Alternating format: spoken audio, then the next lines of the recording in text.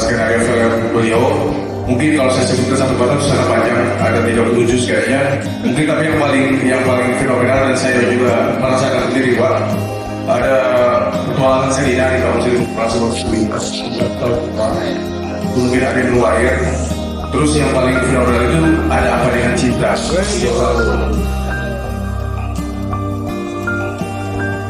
Workshop kali ini adalah khusus secara spesifik membahas teknik penulisan skenario.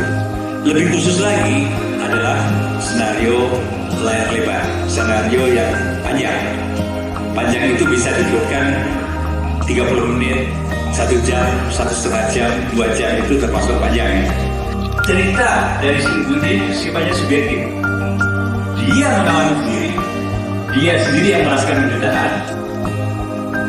Tapi bukan sesuatu yang spesifik, bukan sesuatu yang unik. Kalau menurut Bapak sebagai survivor, berpengaruh kan artificial intelligence dan bagaimana feelingnya? Artificial intelligence yang di sana itu pasti data-datanya yang masuk, itu pasti pola-pola pattern film semuanya. Pengolahan data ini muncul, makanya solusi konflik itu ya khas Amerika. Dan pasti kalau kita terapkan di Indonesia pasti orang dia masa begini sih gitu.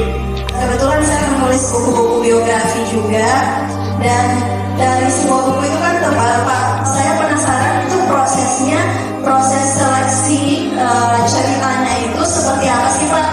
Memang adaptasi dari buku itu tantangannya adalah dalam seleksi, ya dalam seleksi. Kita mulai memilihnya biasanya dipilih per segmen atau masa apa yang paling bagus, paling layak diceritakan. Itu pasti ada satu bidang. Remake itu selalu atraktif gitu. Misalnya alat dia remake gitu ya. Gimana ya Pak untuk screenwriter? Karena kan dia harus merubah cerita yang sama tapi merubah kembali gitu. Biasanya kalau skrip yang itu tinggal menyesuaikan dengan style gaya bahasa. Perkenalkan, nama saya Idris, saya dari Kota Bogor dan bergabung di studio Properti. Bagaimana caranya untuk mendapatkan ide-ide kreatif untuk dituangkan dalam skenario itu Pak? Dan kemudian juga Pak, seberapa besar sih sebenarnya nanti dari story development dalam menyelesaikan proses suatu produksi NP? Intinya adalah bahwa kita menyuguhkan sesuatu yang sangat kita pahami. Dalam hal ini dipanggil dari kita, kemudian ditularkan ke kita.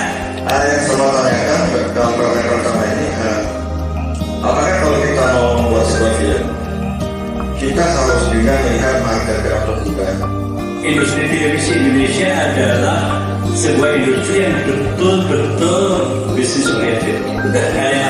Tidak ada usaha untuk memintarkan penonton, mencerdaskan.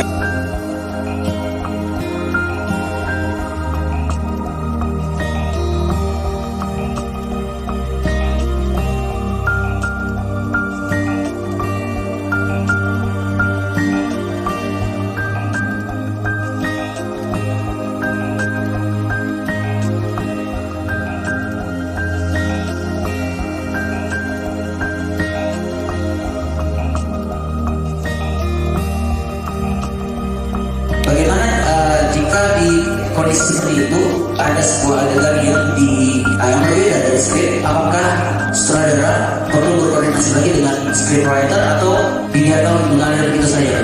Itu lazimnya sutradara selalu kembali ke proses.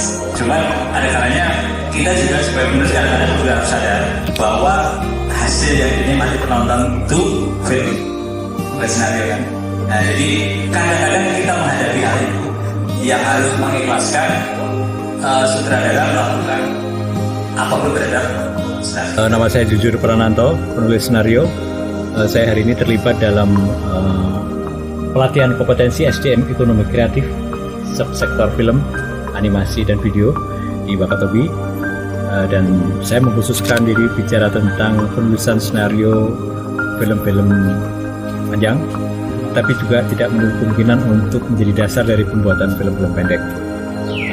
Pesertanya cukup responsif dan cukup komunikatif, dan saya rasa saya juga berharap bahwa ini bisa menjadi modal untuk mereka, untuk para peserta membuat film yang lebih bagus. Dan saya sengaja memberikan bahan-bahan yang praktis untuk diterapkan, seperti misalnya format senario yang standar seperti apa. Saya berharap dengan format yang standar, kalau suatu saat mereka bertemu dengan produksi dari luar Wakatobi yang sudah standar pula, maka orang luar akan merasa bahwa dia sudah menjalankan sesuai standar profesional. Saya rasa itu yang paling mungkin saya lakukan.